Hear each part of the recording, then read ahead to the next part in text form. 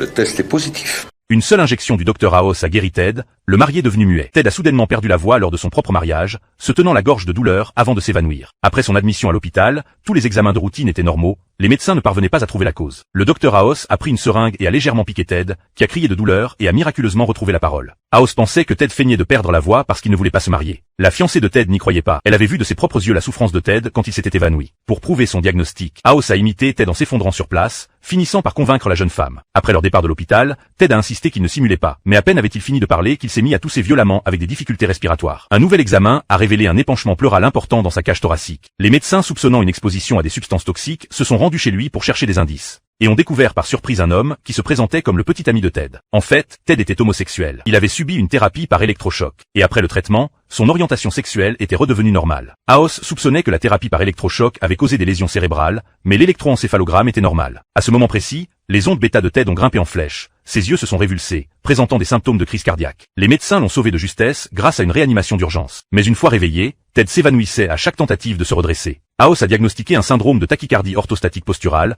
avec une chute brutale de la tension en position debout qui revenait à la normale en position allongée. Les examens suivants étaient encore plus étranges. Le personnel médical a remarqué que la poitrine de Ted était humide, et en soulevant ses vêtements, ils ont découvert avec stupeur que ce Ted sécrétait du lait. Pourtant les analyses de son taux de prolactine et de son hypophyse étaient normales. Alors que tout le monde était perplexe, une remarque du Dr Wilson a éclairé House. Il est entré dans la chambre et a doucement soulevé la tête de Ted, dont le mal de tête a immédiatement disparu, pour revenir dès qu'il a relâché. House a finalement diagnostiqué une malformation de Chiari chez Ted, une anomalie congénitale avec un crâne anormalement étroit obstruant la circulation du liquide céphalorachidien. La thérapie par électrochoc précédente avait provoqué un gonflement cérébral, comprimant davantage la cavité crânienne déjà étroite et exerçant une pression sur l'hypophyse, ce qui avait déclenché toute cette série de symptômes bizarres. Lactation, perte de voix, évanouissement. Grâce à une opération ciblée, la compression cérébrale de Ted a été soulagée, tous les symptômes anormaux ont disparu et son corps est revenu à la normale.